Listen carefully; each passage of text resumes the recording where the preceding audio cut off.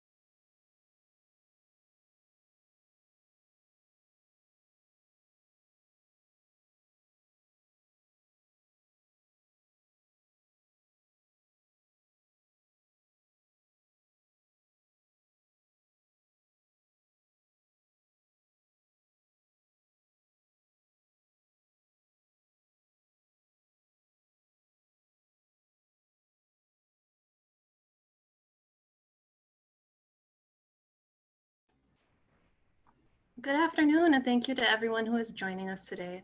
We're going to give folks just another minute or so to get signed on to the webinar, but we'll be getting started shortly here. While we're waiting to get going, please feel free to introduce yourself using the chat box feature. If you're comfortable, you can share your name, pronouns, organization, and/or position. And if there are any initial questions or topics that you want to address during the webinar, please feel free to chat those in as well.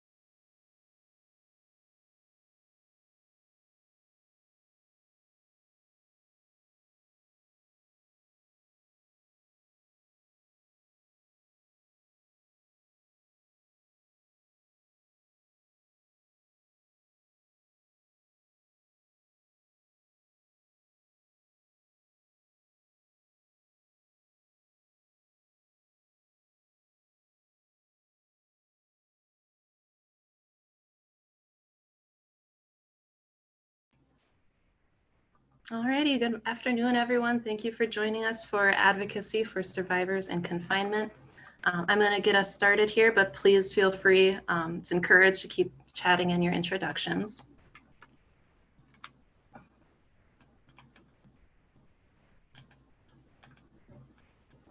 My name is Sophia Berg. I'm a fellow at Mincasa, and I'm going to get us going here with some quick webinar logistics. All phones and audio for attendees and participants are muted throughout the presentation, but please feel free to share your questions whenever they come up during the webinar using the chat box feature. Ashley and I will be monitoring that, and we'll make sure to get to all questions at the end. The webinar is also being recorded, and that recording, along with the webinar slides and other materials, will be sent out in a follow-up email either at the end of this week or early next week. Before I hand it off to our presenters for today, I'm going to quickly go over the webinar objectives we have. So we're hoping that by the end, all attendees will have a better understanding of what advocacy looks like in confinement environments, how as a service provider, you can honestly check your biases and privileges when providing services to victim survivors in confinement environments, as well as gain a better understanding of correctional environments and the effects that they have on victim survivors.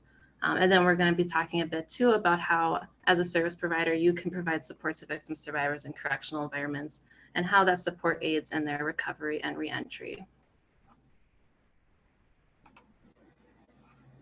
All right, and with that, I'm very excited to be able to introduce our presenters for today, Kathy and Tracy. Kathy, do you want to get started by introducing yourself? Hi, I'm so excited to be here today. I'm Kathy Thurston. I'm the Director of Client Services for the Sexual Violence Center. I am also very excited to be here. My name is Tracy Averill. I am a project coordinator for PAVSA, Program to Aid Victims of Sexual Assault. Great, thank you both. And I'm also going to have Kathy get us going with a little bit on the importance of community-based advocacy access. All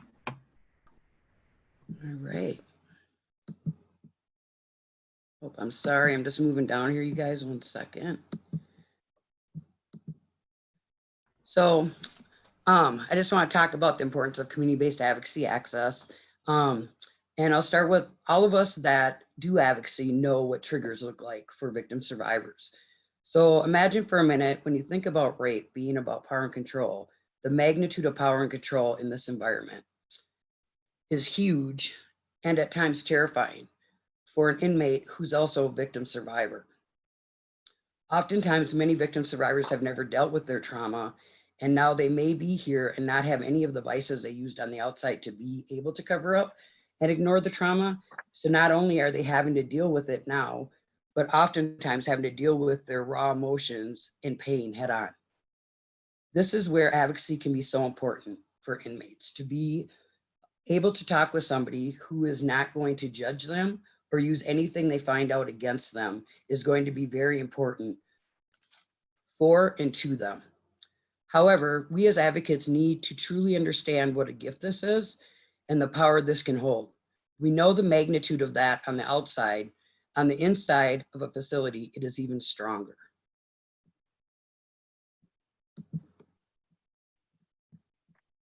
And with that, we're moving on to barriers to services and healing. Yeah, thank you, Kathy. That's really helpful. And I realized I forgot to note the webinar is very introductory and provides a general picture for advocacy for survivors in confinement.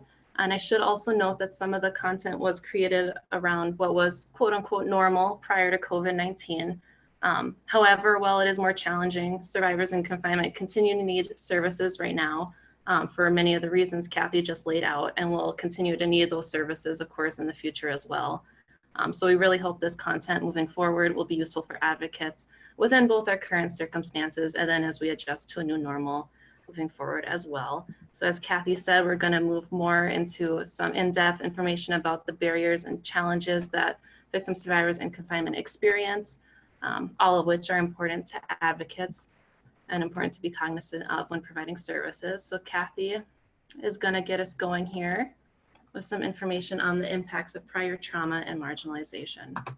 Thank you, Sophia. So just as in the free world, people carry many isms. When you add criminal to your life resume, many more judgments get added. Most people don't care how or why you are here. The fact is you are here. Something must be wrong with you then, right?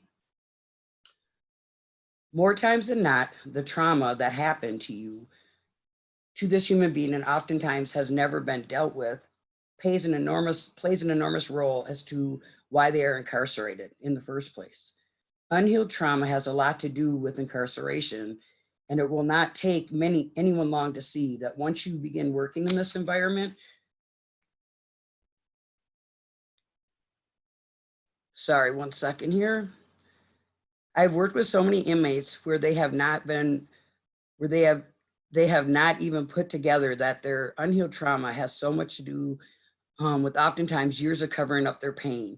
And I've literally been in group settings with these inmates where you see them transform before you. They realize how much this has played a role or a part for them, because often they have done such a great job of covering up the pain with their coping mechanisms. And this is the first time they are truly feeling these raw emotions of whatever happened to them. This can be so overwhelming and scary as they are in a place where they have no one to get support from. That is why the PREA directive is so important. It gives inmates the ability to receive the same services that they could get if they were not locked up. Now I'm going to pass it over to Tracy to deal with survivorship and incarceration. Tracy? Thank you, Kathy. So when we're talking about survivorship and incarceration, it is important to be mindful that the majority of the individuals who we interface with in this criminal justice system, including prisons, jails, and detention centers, have been exposed to traumatic events across the course of their lives. However, institutional confinement is intended to house perpetrators and not victims, and may not acknowledge or recognize that individuals involved in the criminal justice system are often victims before they were, quote, offenders, or that hurt people often hurt others. When individuals enter confinement settings, they arrive with their personal histories of trauma exposure and may experience additional trauma, since it is likely that the incarcerated setting is the site of new traumatic exposure. Moreover, routine correctional practices, such as strip searches and pat-downs, may trigger previous trauma and increase trauma-related symptoms and behaviors, such as impulsive acts and aggression that may be difficult to manage within the confinement setting. While correctional environments may be reluctant to adopt the principles associated with trauma-informed or corrections-informed organizations, as it may run counter to their culture and the training received by the correctional, jail, or detention staff. Now, surviving from past traumas results in learned behaviors and survival skills, which can lead to causing trauma, which can, in fact, result in incarceration. Coming to terms with the harm done to the survivor and recognizing the harm done to others because of learned behaviors and survival skills is integral in the process of recovering from the survivor's complex trauma. Learned behavior skills such as manipulation, lack of compassion as it was not given, poor communication, fear, anger, is mimicking what was experienced or taught to them. There's lots of barriers to these paths of healing and recovery in these settings. Survivors of sexual violence can be arrested for actions they took to navigate their survival in dangerous and abusive situations, for racist criminalization of their trauma processing, or on charges that are not directly related to their survivor status. Once incarcerated, survivors may have difficulty accessing services that are available to survivors on the outside. In correctional facilities, opportunities to speak with trained professionals or companions are limited. Phone services and letters all cost money and are monitored, meaning disclosing survivor status in a private letter to a friend or companion may mean inadvertently disclosing survivor status to all prison staff, promoting an investigation the survivor may not be ready for. Simply, the barriers to movement can be another difficulty. Survivors who are incarcerated have limited access to coping skills. They simply can't just go on a walk or get a cup of tea when they're experiencing triggers or crisis. This prevailing culture of disbelief and suspicion that incarcerated people can face mimics some of the characteristics of the abusive relationships of their past. I'm going to forward on the next slide to Kathy, where she's going to talk about this common cycle. Thank you, Tracy. So we do see a lot of common cycles, especially the revolving door within prison or jails. Until we begin to truly do healing and support for victim survivors who are also inmates, the revolving door continues. We as advocates know one of the best ways to heal from this type of trauma is to talk about it. However, that is one of the hardest things to do in a free environment. So imagine what it is like in jail or prison, where every day, your entire day is laid out for you and your voice is not important. How can you possibly get your power and control back in this type of scenario? Unfortunately, the majority do not. So what happens with most inmates is they go back into the world they know best, where they get out and start using the coping mechanisms that seem to have hidden the pain so well. So they think, and then the cycle continues. And now on top of that, you often have more trauma added to your trauma plate from the things that may have happened to you while you were locked down. Before long, we sadly see you back in jail or prison. It just keeps going on. Then we add to it that you may or may not have access to your own children, and hope that because you are not involved, that they do not end up with this same type of trauma happening to them. This is one of the biggest questions I've received through the years of doing this, is how do I protect my children from this ever happening to them, especially when I'm in here? Thank you, Kathy and Tracy. We're going to move on now to some of the specifics around serving victim survivors in confinement as an advocate. But before we do, we have a quick poll that I'm going to launch now. So hopefully everyone should be able to see this poll. The question is, have you worked with victim survivors who are incarcerated, and how so? And it's multiple choice. You should be able to pick multiple options if multiple apply to you. And then I'll give folks now just a minute or two to fill this out, and then we'll share the responses with everyone.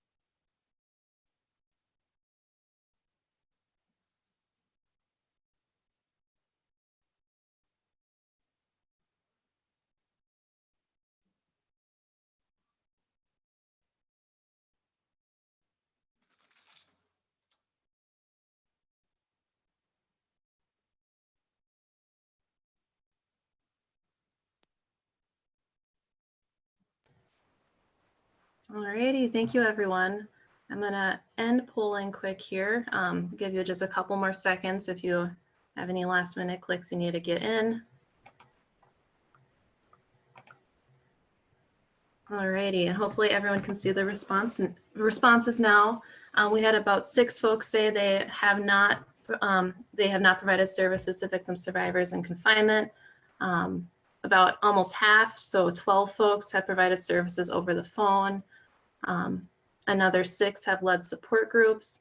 Another 11 have provided face-to-face meetings. And then just a couple of folks have provided services over mail too. It doesn't look like anyone has experience with virtual meetings either. Well, thank you all for filling that out. It's really helpful for us to have a better range of the experience we have on the webinar today. So with that, I will hand it back over to Tracy. Thank you, Sophia. Communicating with survivors is really challenging, but it's important to be open-minded, just like communicating with all survivors. When working with survivors in custody, just like when working with any survivor, it is important to make clear that you see them as a whole people who are worthy of your respect, regardless of what they may have done in their past. Trust takes time, and learned behavior exists and are learned in and out of incarceration. Being consistent will help build trust with the survivor. They look forward to time with the advocate, and being on time and/or keeping appointments is important part of that trust building. Disclosures take time as well. Be patient with their process. You may be the first person they've ever disclosed to, and this comes with the trust that is earned and built over time. Allow time for this, and do not push for information. Trust can also be built through knowledge of lingo used in facilities. If you are not sure what they are talking about, be humble and ask for explanations. Awareness that any meeting with survivor could be the last, as they do not always know when they are being transferred. So allow time at the end of the meeting to discuss coping skills, develop a safety plan if needed, and to make sure they have yours and the organization's contact information. It's important to also remind survivors that they're not alone. Survivors in custody may times feel alone and abandoned, missing family, friends, and support people.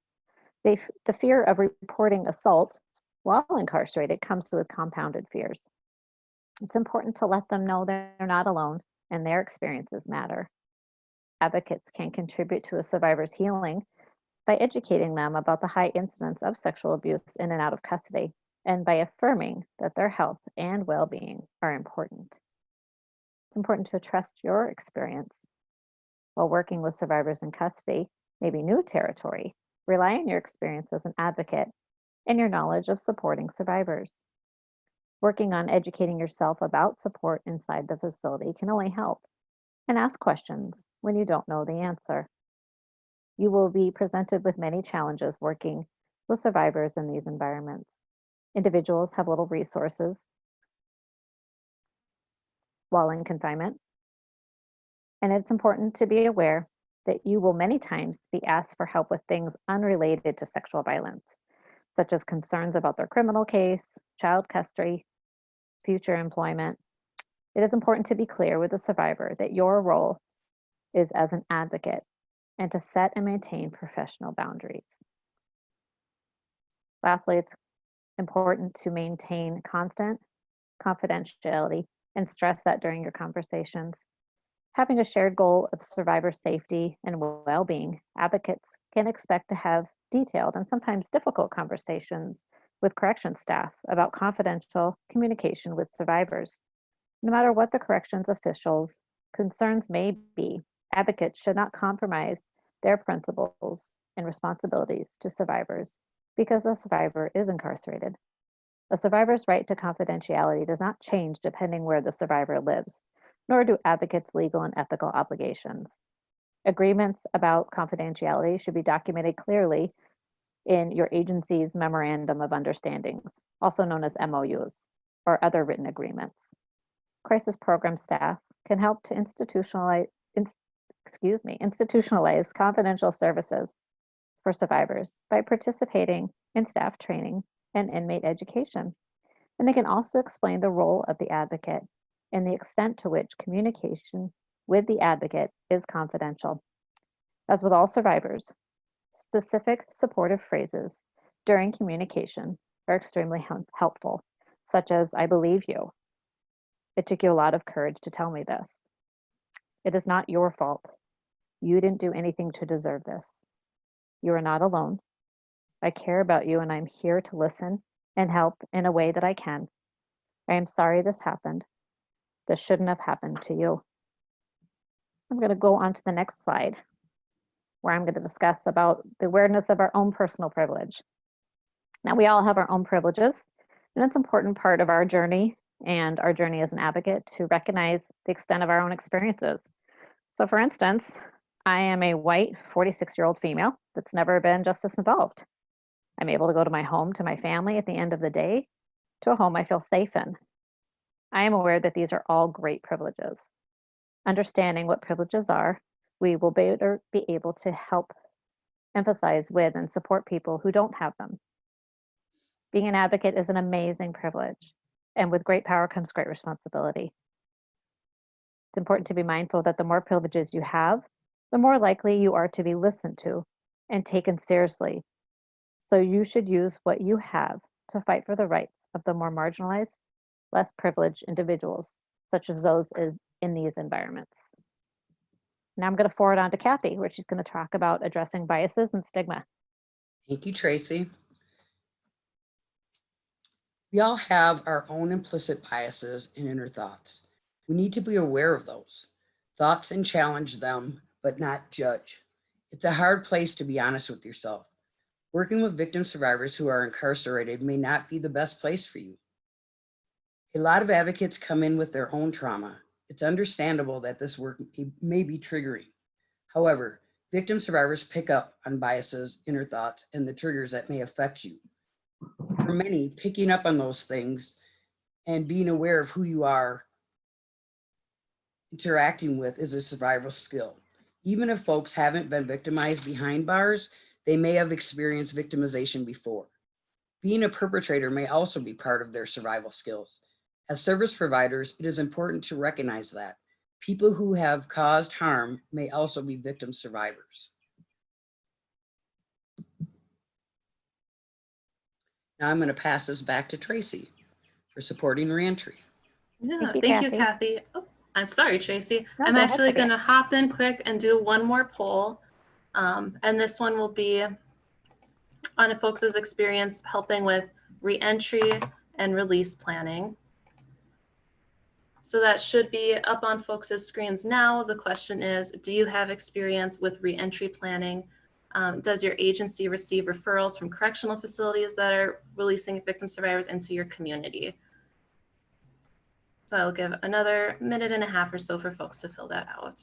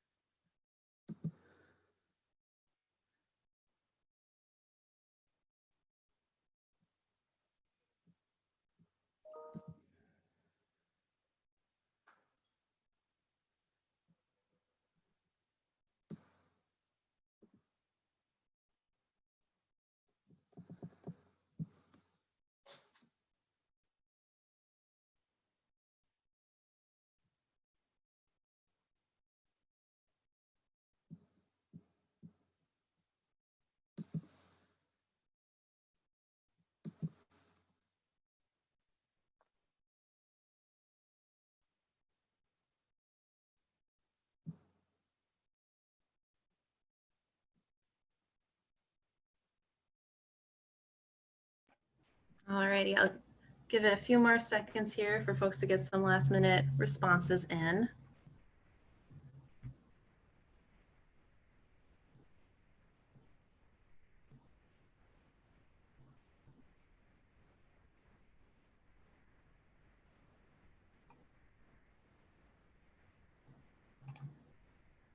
righty. And I'll share those responses. So almost 20%, 5 folks said yes, they have helped victim survivors with reentry planning. A little over half, so 14 folks said no, they don't have experience with this. Just a couple of folks said yes, my agency does receive referrals. A few more, so about 6 folks said no, their agency does not. And then about 7 weren't sure whether their agency receives referrals or not. And thank you all for filling that out. And I'll hand it back over now to Tracy. Thank you, Sophia. So supporting reentry, one way this can be done is in an educational capacity. Enhancing well-being and resilience of survivors within corrections, psychoeducation has an important role in the reentry process. Many individuals in these environments experience mental illness and psychological distress. And in some studies, these symptoms impede the healing process and can increase the risk of reoffending. Education has a very important role in advocacy. First and foremost, find a curriculum that you like. There's a lot of different options out there. One that works for me is called Coping Inside. It could be done in a group, or it can be mailed to the survivor and self-led. So especially in a time like this where we don't have the option to see individuals face-to-face, this could be a good option.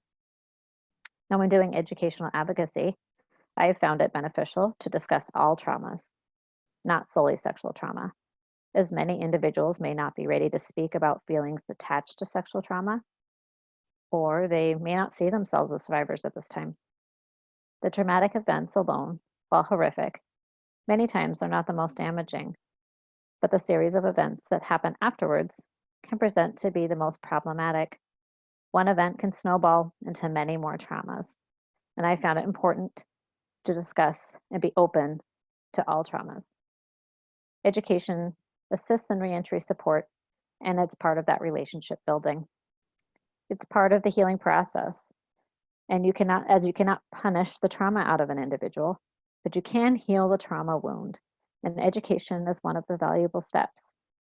Additionally, healing through education is important in reducing recidivism. As we've spoken about earlier, behaviors that may have led to an individual into their confinement setting may have been a learned survival skill or the result of safety behaviors.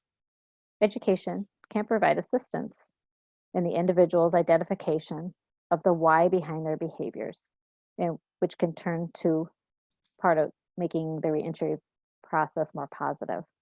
Additionally, providing advocacy prior to release can add to the positive support and resource system the survivor can access post-release.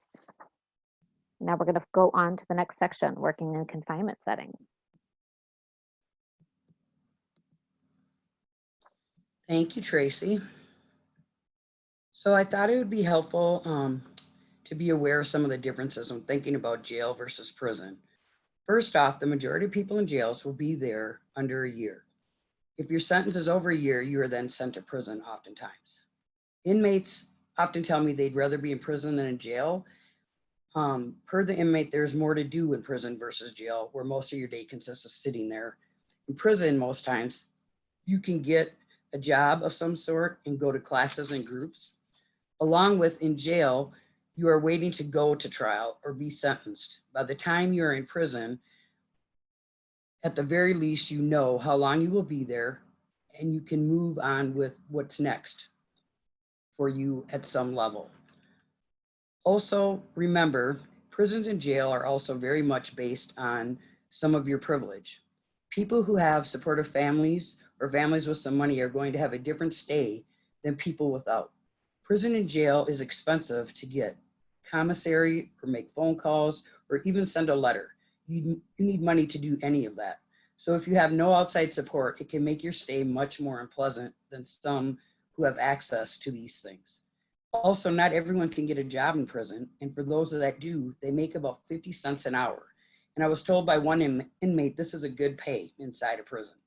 Can you imagine, along with in Shakopee, per se, in Shakopee Women's Prison, the first $500 you make goes back to the prison. Now I will hand this over to Tracy to talk about security and safety. Thank you, Kathy. Now, prior to entering the environment that you're going into, it's important to familiarize yourself with rules and the guidance provided by the facility. So it varies. Some will allow items brought in for advocacy purpose of paper or writing utensils. Others will not allow you to bring in anything. So there's different ways of looking at this. If you know you can't bring things in, it's better just not to bring it with you at all. If you're unsure if it's an option, don't bring it in. You can also, many of the facilities have lockers before you enter the locked part of the facility. So you're able to put things in a locker, such as, a keys, maybe a backpack that you're holding your items. I traditionally don't even bring my cell phone at all. I usually keep it locked in my car, as I know that's not even an option. Even within a facility, it's important to be aware. The only consistency is inconsistency. Practices are going to change. And correctional staff may tell you that these rules have always been rules. So be patient with this inconsistency. It is not about you as the advocate. It's more about the facility itself. And at times, rules may temporarily change for necessary reasons. So go with the flow as best as you can. It is also important to understand the population and the potential without attaching a stigma to that. There can be the potential of items brought in to be used inappropriately. It can be used as a form of self-harm or harming of others. And be aware that these can also be part of the individual's survival skills. Educate yourself ahead of time. The goal is not to learn by error, and it's not always common sense. Ask the questions prior to your first visit, and ask before you enter the facility. So when you're checking in, ask them if there are any rules that you should know about. Ask them if it's okay to bring in certain items. You can do this every single time you enter. Don't assume. And all of this communication is important for building relationships with the facilities. So be humble, ask questions, as it's better than asking for forgiveness.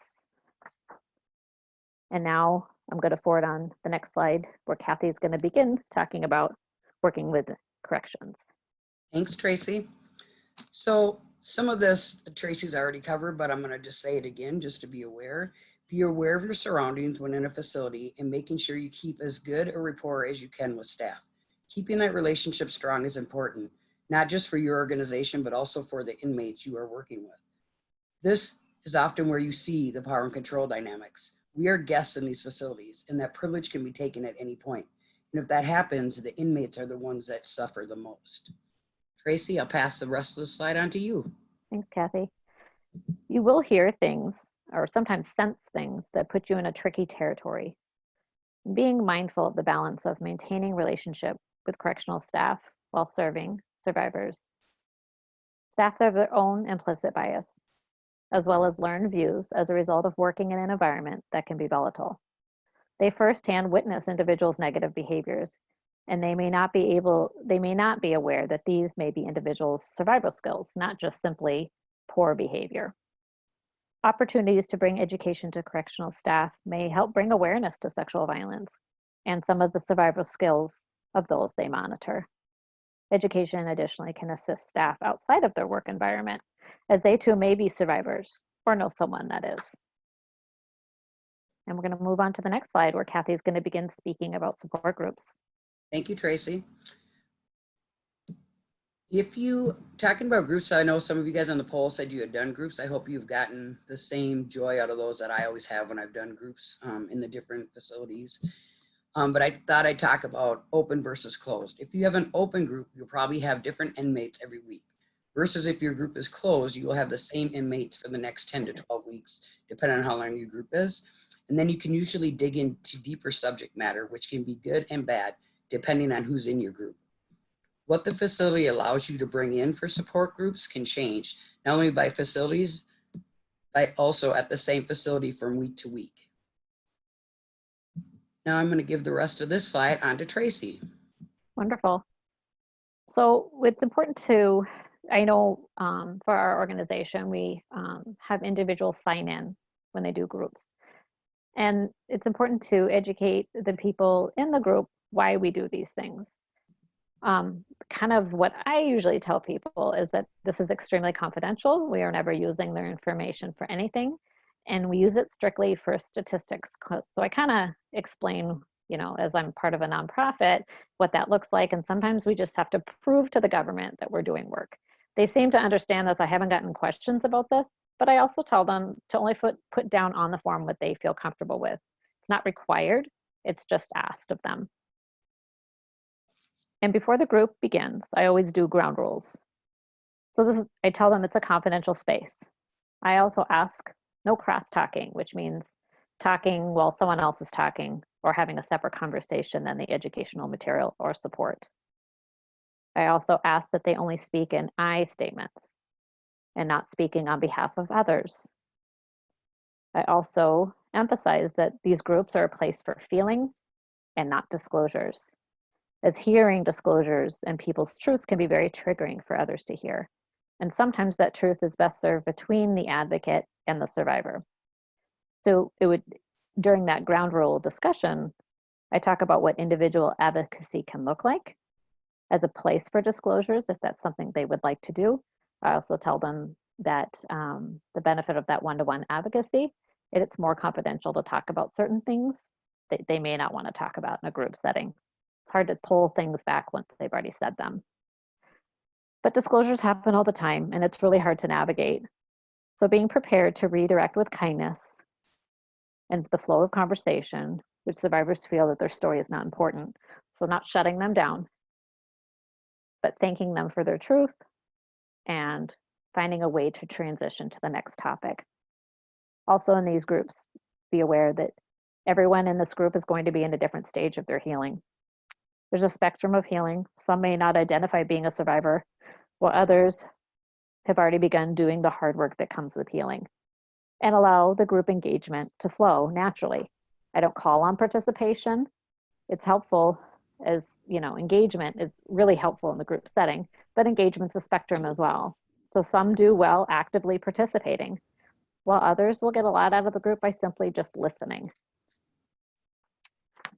All right, and we're going to move on to the next slide about how we can build a reputation in the facility.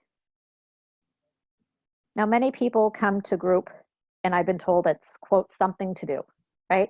They kind of want to see what we do. They're not quite sure, and that's fine. I'm okay to be something to do. Others are really invested in the healing process. As I talked about earlier, that most individuals will be varying stages of their healing. Now, this can sometimes create a negative dynamic. And when the negative dynamic comes into that group, awareness of the masks people wear and have been wearing for many years as a part of their survival skills is important in understanding the dynamics of the group. So don't take the negativity personally. It just comes with the group. And it doesn't always come. So be thankful when it doesn't show up. Also be aware that individuals living together know a lot about each other.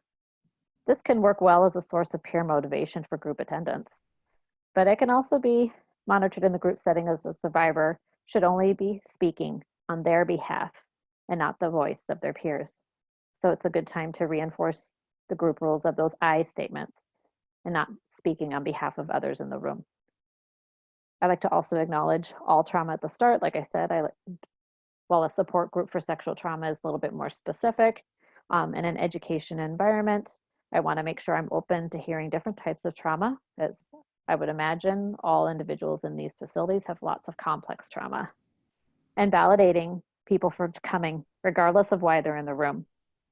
We're not there to define an individual's trauma, and while we are sexual assault advocates, in a group setting, other trauma discussions and the feelings that come with them will arise. So I always like to preface, if this material doesn't apply to you, it may to someone you know, and you might have the opportunity to learn about how to support and understand people you care about.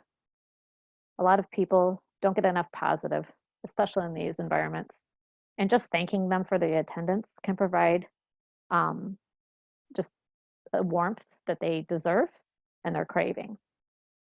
That reputation building is a part of trust building, and interactions with staff when entering the facility will set the stage for professional relationships. showing up when you're supposed to be there, and use good communication when changes happen. Reputation with survivors comes with trust building of advocacy, support, and educational interactions. Good boundary setting is important as well. Consistency is equally as important, as they may learn to trust slowly, and it is earned, not respected.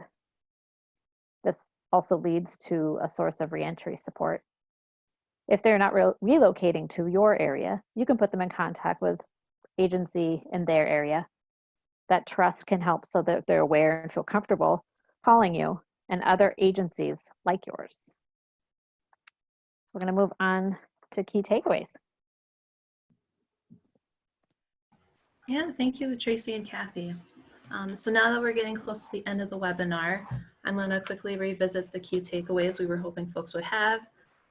So again, our first one was to provide folks with a better understanding of what advocacy looks like in confinement environments, and how in those environments you as a service provider can honestly check your biases and privileges.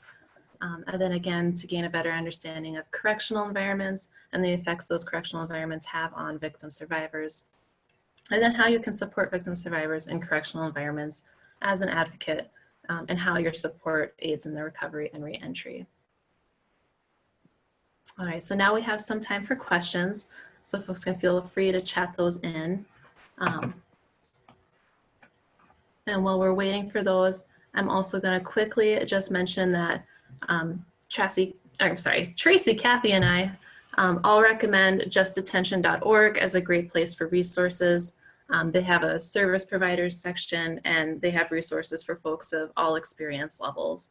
So whether you're brand new to providing advocacy to victim survivors in confinement, or you've been doing it for a while and you're looking for something a little more specific, they have a wide range of resources there. That's really helpful.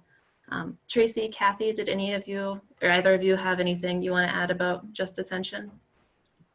I personally like a lot of the webinars they do are really helpful because they do it from the aspect of an advocate, and they really deal with all the different types of facilities, whether it's juvenile, jails, or prisons, so that if you're having issues getting into a facility or once you're in that facility and you have any barriers, they are usually good about helping break down those barriers or tell you what you can do to deal with those types of barriers in the facilities. Yeah, additionally, they had a lot of really good survivor stories about individuals and their experience of sexual trauma in correctional environments. And so I like to use those videos on occasion when I do frontline staff training.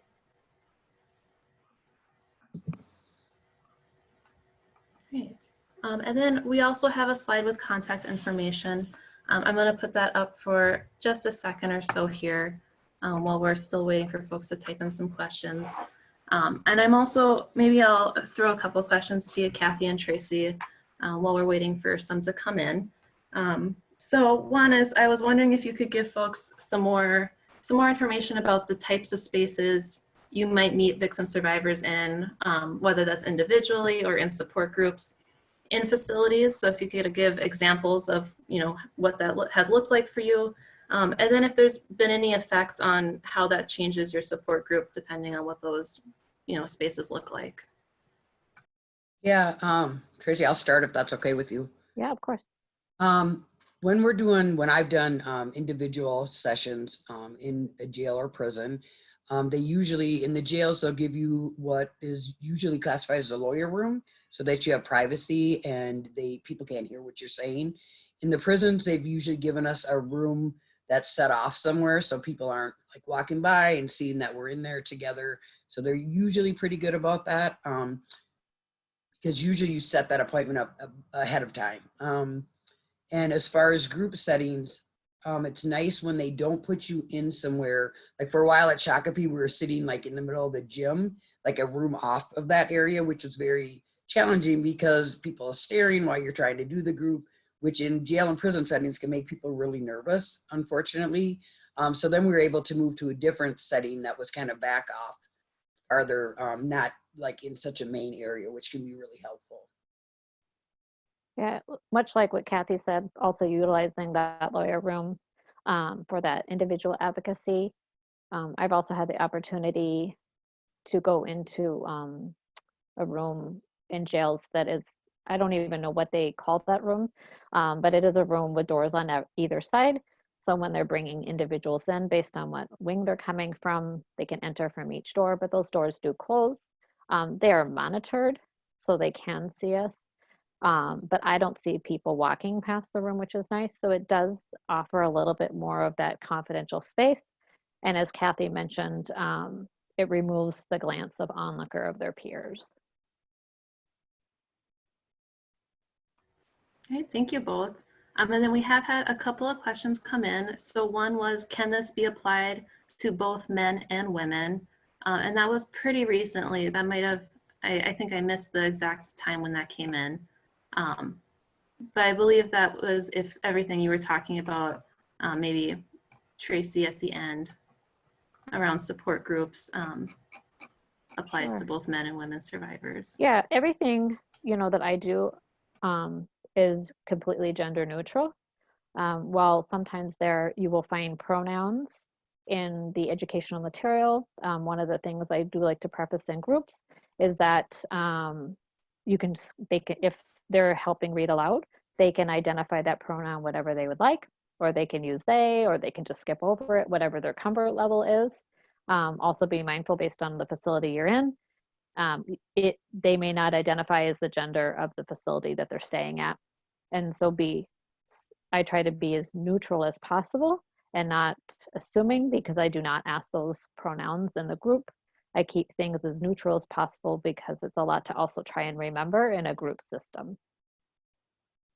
I agree with that. And the only thing I'll piggyback on that is, I think Tracy mentioned it earlier when we talked about groups, I think, or before that even, about group rules. And I think where that's really important, especially when you're thinking about could it be used for men or women, is that when at the beginning of a group you start those group rules, they decide what those rules are. So that makes it a little safer for everybody concerned, because they're the ones that are deciding what rules they think are important, whether it's no gossiping or no crosstalk or no talking outside of the group. So that kind of keeps it in a safer environment for everybody concerned. That's why those group rules are so important.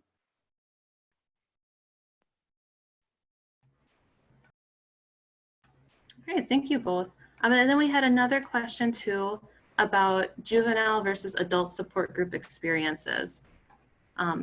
So if either of you have any insights to give around differences with working with, younger victim survivors versus adult victim survivors, particularly on support groups.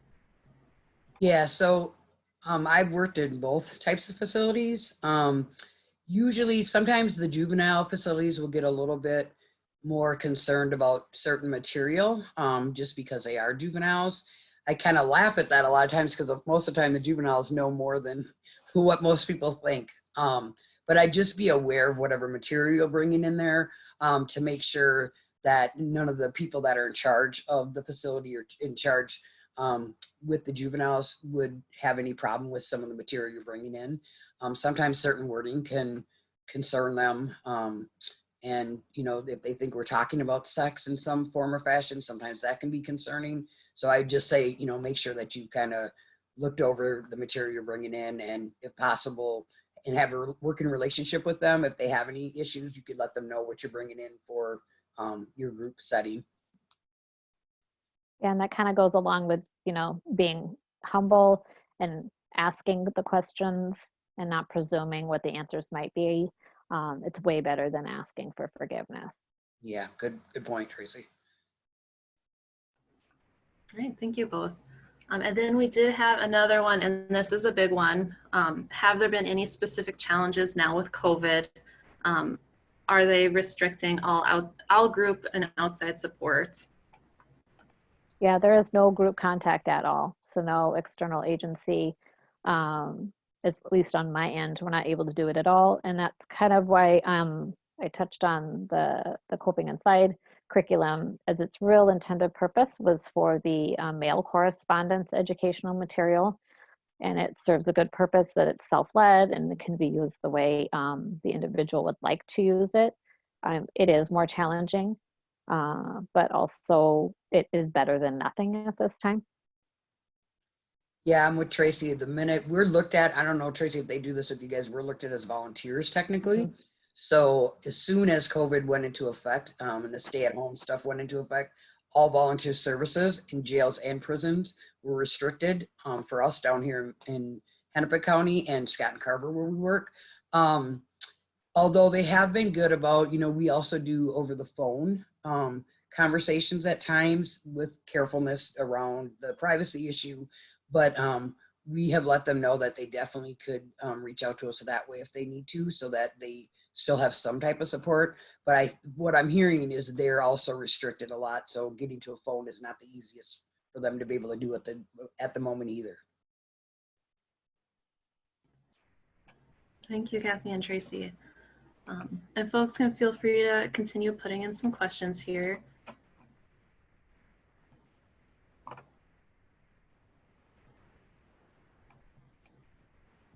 I think we've addressed all that there are so far. Kathy and Tracy, did you have anything off the top of your head that you might want to share a little bit more info? Oh, I'm sorry, we did have one more question come in. Do you have any sort of advice for initiating or offering these sorts of services to prisons and jails? It's going to vary based on the facility that you are pursuing engagement at. Sometimes there's an individual that might have a role as a type of coordinator of services that are coordinating people to come in and do the type of volunteer services.